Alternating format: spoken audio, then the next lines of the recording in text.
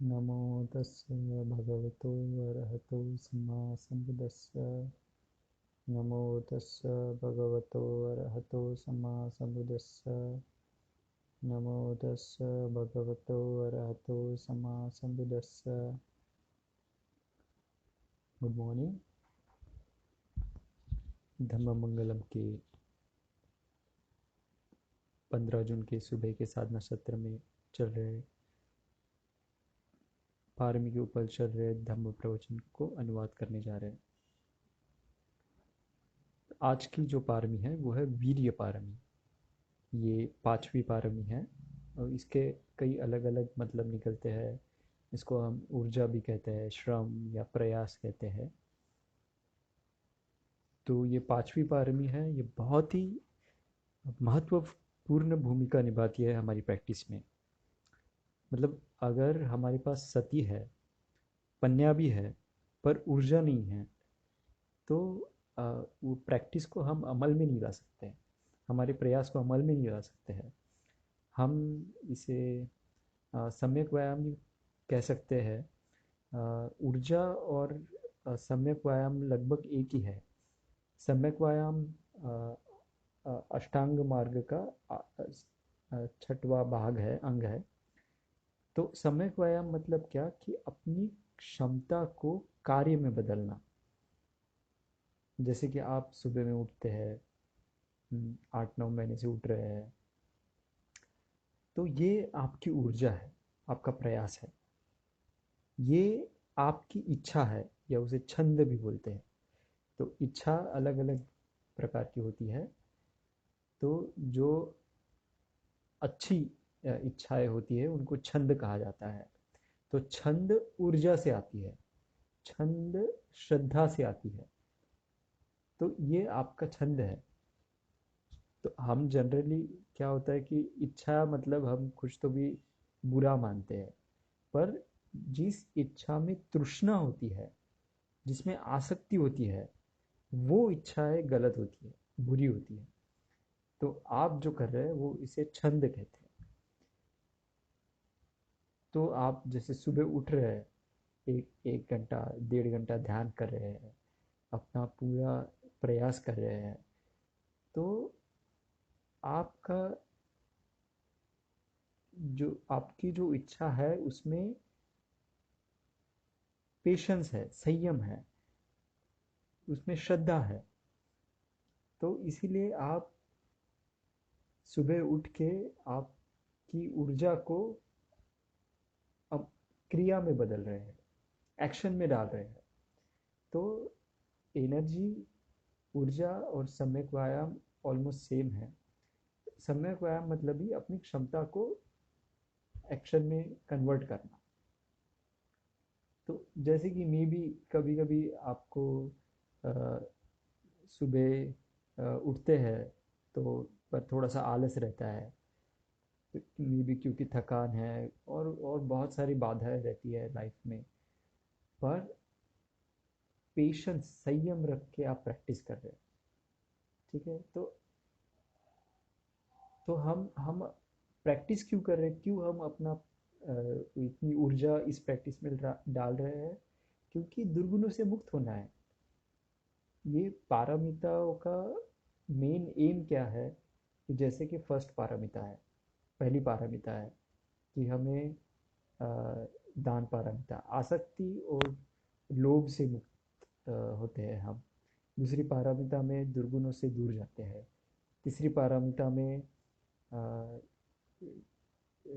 हम लोग निकम्मा जो है उसमें लोभ द्वेष मोह का त्याग कर देते हैं। चौथी पारमिता प्रज्ञा, उसमें हम प्रज्ञा को डेवलप करते हैं, विकसित करते हैं। तो ये सारी पारमिताएं,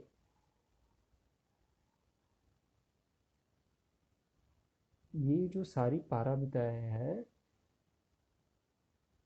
ये सिर्फ वीर्य पारमिता की वजह से ही अमल में आ सकती है। तो हम सब में एक क्षमता है, पर इस क्षमता को अगर हम अमल में लाते हैं, कार्य में बदलते हैं, तभी वो रियल रियल सफलता होगी। पर हमारी क्षमता कमज़ोर नहीं होनी चाहिए। ठीक है, उसमें संयम होना चाहिए। जब जब हमें संयम होगा, तभी हमारे प्रयास हमें परिपूर्णता की ओर ले जा सकते हैं। जैसे कि हम अभी सुबह उठ के कई लोग, जैसे कि बनते ज्ञान श्री का इंटरव्यू होता है, तो कई लोग फर्स्ट जाना में होते हैं तो ये कर रहे हैं, सेकंड जाना में है तो कुछ कर रहे हैं। बट बहुत से लोग होते हैं जो 7 8 9 महीने से प्रैक्टिस कर रहे हैं, पर उन्हें ऐसे कुछ एक्सपीरियंस नहीं आ रहे हैं। पर ऐसी यहीं पे हमको संयम लाना है, हमारी प्रयास में संयम लाना है और निरंतर प्रयास करते रहना है। कभी कभी हमारा आत्मविश्वास कम हो जाता है, कई लोग निराश भी हो जाते हैं, कुछ लोगों को ईर्ष्या होती है कि हाँ, मेरे मेरे दोस्त है, कहीं उनकी तो प्रगति हो रही है और मेरा मेरा कुछ प्रोग्रेस नहीं हो रहा है। बट यहाँ पे निराश नहीं होना है। मे बी आपका कोई दूसरा गुण विकसित हो रहा होगा। भगवान बुद्ध ने जो 7 भुजांग बताए हैं, तो मे बी आपका कोई दूसरा गुण डेवलप हो रहा होगा। और मे बी ये गुण डेवलप और होने की वजह से और लॉन्ग टर्म प्रैक्टिस की वजह से मे बी आपको मार्गफल भी प्राप्त हो सकता है। तो ऐसे बहुत सारे उदाहरण हम ले सकते हैं, कई कई जन्मों से। जैसे कि देवदत्त की स्टोरी है, उनको 8 जाना प्राप्त थे और अभिज्ञा ज्ञान भी प्राप्त था। अभिज्ञा मतलब साइकिक पावर्स। तो वो नियरली अरहंत बन सकते थे, पर इतनी स्ट्रॉन्ग प्रैक्टिस होने के बावजूद भी उनकी अधोगति हो गई, क्योंकि उन्होंने कुरु को कर्म किया, भगवान बुद्ध को मारने की कोशिश की, संघ में फूट डाली। तो इतना सब कुछ पाने के बाद भी बड़ी बड़ी शख्सियत गिर जाते हैं। तो निराश नहीं होना है। अपने पास जो भी छोटा सा गुण है, उसको आगे लेके जाना है, बढ़ाना है। ठीक है, कभी भी दूसरों की प्रैक्टिस में झांक के नहीं देखना है। हर हर कोई अपनी क्षमता के हिसाब से, अपनी स्पीड से आगे बढ़ रहा है। तो अगर हमारे पास एक सांस भी है, तो हमें प्रयास करना है कि उसे भी प्रैक्टिस में डालना है। तो इस तरह से हमें प्रैक्टिस करना है। तो हमारी जो भी क्षमताएं है, उसको सही दिशा में लेके जाना है। ठीक है, और मुझे ये बताने की ज़रूरत नहीं है कि अगर हमारी क्षमता हमने गलत दिशा में लेके गए तो क्या होगा। ठीक है, तो हम देख सकते हैं, जैसे चंकी सूत्र है। तो चंकी सूत्र में बताया है कि सत्य को कैसे, सत्य की रक्षा कैसे करें, सत्य को जीवित कैसे रखते हैं। तो हम प्रैक्टिस क्या कर रहे हैं हम, कि हमें सत्य तक, प्रज्ञा का सहारा लेके हमें सत्य तक पहुंचना है। तो चंकी सूत्र में ये भगवान बुद्ध और भारद्वाज के बीच में जो संवाद हुआ था, तो भारद्वाज कहते हैं कि अ, भगवान बुद्ध को कहते हैं कि आप सत्य को जीवित कैसे रखते हैं।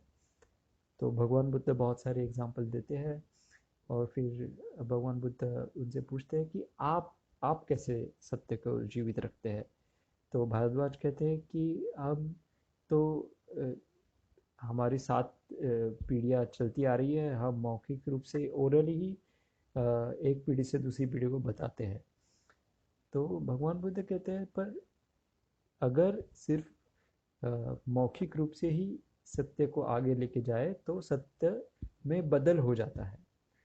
तो ये सूत्र मैंने भंते गुणरत्न के धम्मा टॉक में सुना था। तो भंते गुणरत्न एक बहुत ही अच्छा एग्जाम्पल देते हैं। वो कहते हैं कि आपको जेरोक्स पता है, तो जब हम पहली जेरोक्स निकालते हैं तो वो बहुत ही शार्प एंड क्लियर रहती है। पर फिर हम जब दूसरी जेरोक्स निकालते हैं, उस जेरोक्स की जेरोक्स निकालते हैं और फिर ऐसे जेरोक्स की जेरोक्स जेरोक्स की जेरोक्स निकालते हैं। और फिर जब वो फाइनल जो जेरोक्स होती है वो बहुत ही धुंधली रहती है। तो ऐसे ही सत्य भी धुंधला हो जाता है। तो चंकी सूत्र तो बहुत बड़ा है, पर भगवान बुद्ध कहते हैं कि अगर साधक अपनी क्षमताओं को अमल में नहीं लाता है, अप, उसमें अमल में लाने का प्रयास नहीं करता है, तो वो सत्य तक नहीं पहुंच सकता। अगर आपको सत्य तक पहुंचना है तो आपकी ऊर्जा को आपको सही दिशा में डालना पड़ेगा। जैसे कि अभी हमारी 5 फैकल्टीज होती है, 5 इंद्रिय जिसे हम कहते हैं, जिसको इंद्रिय विभंग सूत्र में बताया गया है। श्रद्धा, वीर्य, सती, समाधि और प्रज्ञा। तो इंद्रिय मतलब क्या? इंद्रिय मतलब सही दिशा। तो ये जो प्रयास हम कर रहे हैं, ये ऊर्जा जो है, वीर्य जो है, ये बहुत इम्पोर्टेंट एक महत्वपूर्ण इंद्रिय है। कैसे कि अगर हमें श्रद्धा है पर वीर्य नहीं है तो वो श्रद्धा कोई काम की नहीं। अगर सती है पर ऊर्जा नहीं है उसको यूज करने की, तो वो कुछ काम का नहीं। अगर समाधि है पर उसको आगे लेके जाने की ऊर्जा नहीं है, तो वो समाधि कोई काम की नहीं है। अगर प्रज्ञा है पर आलस है, ठीक है, ऊर्जा नहीं है, तो वो प्रज्ञा भी कोई काम की नहीं। इसीलिए अथक प्रयास बहुत महत्वपूर्ण है। तो हम एक जातक कथा से देखते हैं। ठीक है, जातक कथा मतलब भगवान बुद्ध की जो पूर्व जन्म की कथाएं है। तो ये है वनपत जातका। तो इस जातक में हमारे जो बोधिसत्व रहते हैं वो एक व्यापारी रहते हैं। वो एक्चुअली व्यापारी के समूह जो रहता है उसके वो मुखिया रहते हैं। वो बहुत ही बुद्धिमान और समझदार रहते हैं। तो वो बैलगाड़ी से एक जगह से दूसरी जगह पे जाते हैं। तो उनको एक रेगिस्तान पार करके जाना पड़ता है। तो उसके लिए फिर उनके पास वो पानी और खाना लेके जाते हैं, पर वो सीमित मात्रा में लेके जाते हैं, खुद के लिए और बैलों के लिए भी। तो वो अ, दिन दिन में नहीं जाते क्योंकि दिन में धूप और तूफान वगैरह रहता है। तो वो रात के टाइम पे ट्रैवल करते हैं। तो बोधिसत्व तो हमेशा आगे रहते हैं, लीड करते रहते हैं। तो वो जब ट्रैवल करते हैं तो तारों को देख के वो दिशा को समझते हैं। जैसे कि हम अभी जीपीएस को यूज़ करते हैं वैसे ही। तो वो मंजिल के पास पहुंचते रहते हैं। तो देखिए, हमारी एक आदत रहती है कि जब हम मंजिल के पास पहुंचते रहते हैं तो थोड़ा सा आलस आ जाता है हमें। तो जैसे कि मैं भी, तो रोज जैसे अभी सेशन लेना पड़ता है, धम्मा टॉक देना पड़ता है, और रोज एक फ्रेश टॉक देना पड़ता है। आपको बासी खाना तो नहीं दे सकते। तो सब कभी कभी लगता है वो अ, रोज रोज ये करना है। पर एक बात मैं हमेशा अपने मन में रखता हूँ कि मुझे गिव अप नहीं करना है। तो मैं अपनी क्षमताओं को प्रैक्टिस में लाता हूँ। हर दिन हर दिन मुझे कई लोगों से मिलना पड़ता है, देर रात तक ये चलते रहता है। कई प्रकार के संस्कार आते हैं, कुछ अच्छे होते हैं, कुछ बुरे होते हैं। तो कभी कभी जब सुबह उठते हैं तो लगता है कि आज रविंद्र सर से कह देता हूँ। बट फिर भी जब सुबह उठता हूँ तो खुद को पुश करता हूँ कि नहीं, मुझे करना है। ऐसे ही हमें मेडिटेशन में भी करना है, ध्यान में भी करना है, कि मुझे गिव अप नहीं करना है, मुझे प्रयास करते रहना है। तो हमारे बौद्धिक सत्व भी वो थोड़ा जब मंजिल के पास पहुंचने लगते हैं तो थोड़ा सा आलस आ जाता है, उनकी आँख लग जाती है। तो वो बैल तो आउट ऑफ कंट्रोल हो जाते हैं। तो एक बड़ा सा चक्कर वो बैल जो है बड़ा सा चक्कर लगा देते हैं। तो जब बोधिसत्व की आँख खुलती है, उठते हैं, तो देखते हैं, वो सिचुएशन को भाप लेते हैं कि हम तो भटक गए हैं अभी। तो अभी और उनका खाना और पानी भी बहुत कम है, वो ख़त्म होने पे आ रहा है, पानी भी ख़त्म होने पे आ रहा है, और अभी अभी क्या करें फिर। तो बोधि पर बोधिसत्व है, उनके पास प्रज्ञा है, सती है, वीर्य है, ऊर्जा है, और इम्पोर्टेंट मतलब आत्मविश्वास है। तो वो आजू बाजू देखते हैं, पूरा परिसर निहारते हैं। तो वहाँ पे उनको एक जगह पे घास दिखती है, तो रेगिस्तान में घास। तो वो सोचते हैं कि यहाँ पे 100% वाटर होगा, पानी होगा। तो वो सबको बताते हैं कि हमें यहाँ पे अभी खुदाई करनी पड़ेगी। तो वो सारे जो समूह के जो भी युवा होंगे, बूढ़े होंगे, वो सारे खोदना चालू कर देते हैं। खोदते हैं, खोदते हैं, और फाइनली पर वो फाइनली क्या होता है कि वो एक पत्थर लग जाता है उनको। तो सब लोगों को बहुत ही बुरा लगता है, क्योंकि बहुत बड़ी बाधा है ना। तो बोधिसत्व सोचते हैं कि अरे ये कैसे हो गया। पर बोधिसत्व प्रज्ञा है, तो वो उस पत्थर के पास जाते हैं और वहाँ पे अपना कान लगाते हैं। देखिए कितने कितने कितने शार्प, हाउ, कितने तेज है। जब उनको कोई बाधा आई, तो वो उसके पास जाके उन्होंने देखा। हमें भी हमें भी ऐसे ही करना है मेडिटेशन में। पर हम क्या करते हैं, अगर कोई बाधा आई तो उसका सामना नहीं करते, गिव अप कर देते हैं। पर बोधिसत्व है, बाधा आई तो उसके पास गए, उसके पास जाके उसका सामना किया। तो वो बोधिसत्व फिर अपने समूह को देखते हैं, और वहाँ पे उनको एक एक युवा लड़का दिखता है, तंदुरुस्त लड़का दिखता है। तो वो लड़का भी, उसने भी पूरे ऊर्जा अपनी लगा दी थी, और वो भी अभी थका हुआ है। पर बोधिसत्व उनके पास जाते हैं, उसको बोलते हैं कि बेटा, तुम्हें हमारी, हम सबकी जो लाइफ है वो अभी तुम्हारे प्रयास पे अ, है।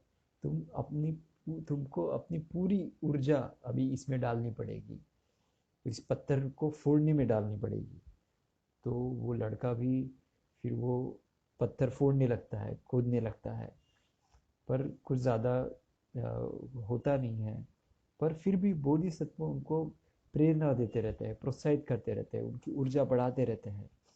तो फाइनली फाइनली वो जो पत्थर है वो पूरी तरह से टूट जाता है, और वहां से एक झरना निकल के आता है। तो सब लोग बहुत खुश हो जाते हैं।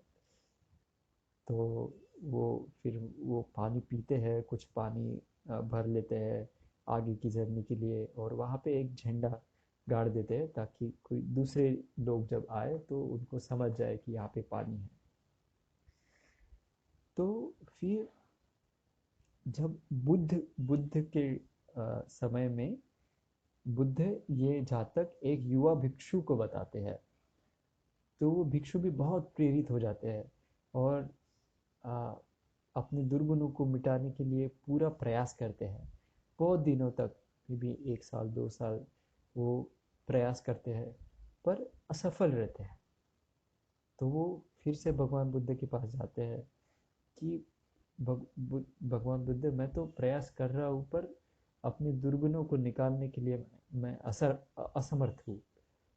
तो भगवान बुद्ध फिर उनको बताते हैं कि ये जो जातक है, इसमें जिस व्यक्ति ने उस अ, लड़के को ऊर्जा दी वो मैं था। वो भगवान बुद्ध थे। और जिस लड़के ने वो पत्थर को तोड़ा है वो तुम थे। देखिए कितना इंस्पायरिंग है। तो तुमको फिर से वैसे ही पूरी ऊर्जा डालनी है और अपने दुर्गुणों का नाश करना है। तो वो बहुत फिर से प्रेरित हो जाता है और अपनी पूरी ऊर्जा फिर से उस दुर्गुणों को निकालने में डाल देता है और अरहंत बन जाते हैं। तो देखिए इस तरह से ऊर्जा जो है हमारे प्रयास काम करते हैं। तो मुझे मुझे बहुत अच्छा लगता है जब मैं ये बोधिसत्व की स्टोरीज सुनता हूँ। ये आज भी काम करती है। तो बोधिसत्व मतलब भगवान बुद्ध ने अपनी पूर्व जन्म की कथाएं क्यों बताई? क्योंकि हमें उनसे सीखना पड़ेगा कि कैसे हमें सही तरह से हमारी ऊर्जा का उपयोग करना है और हमारी प्रैक्टिस में उसको डालना है। तो हमें अगर छोटा सा भी गुण है तो हमें उसको बढ़ाना पड़ेगा। ठीक है, गिव अप नहीं करना है। कुछ नहीं, कोई प्रॉब्लम, नो प्रॉब्लम। अगर हमें आखिरी सांस तक हमारी प्रैक्टिस करते रहना है तो यही वीर्य है, यही वीर्य पारमी है। हम पूरी ऊर्जा डालना है हमारे दुर्गुणों को मिटाने के लिए। पूरी ऊर्जा डालना है हमारे जो अच्छी अच्छे जो गुण है, गुड क्वालिटीज़ है, उसको बढ़ाने के लिए। ठीक है, पर एक एक बात याद रखना है, हमें जो ये सद्धम्म मिला है ये इजीली नहीं मिलता है। ठीक है, पाली में कुछ लाइंस है, किच्छो मनु सपति लब्भो।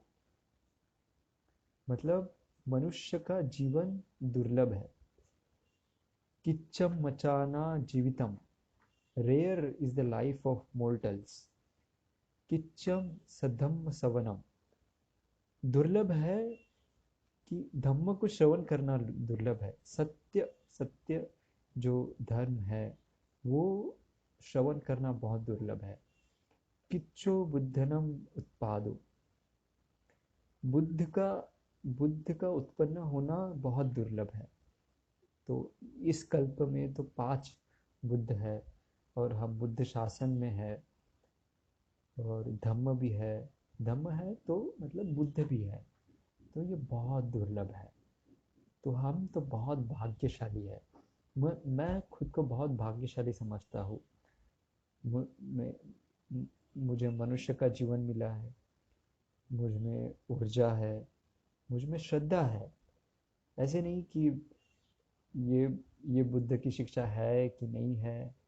हाँ, ये शंका में जाने के लिए, डाउट में जाने के लिए मेरे पास समय नहीं है कि बस सर्च करो, search search search and analysis analysis. ठीक है, मेरे पास सती है ये धम्म को खुद के हार्ट में देखने के लिए।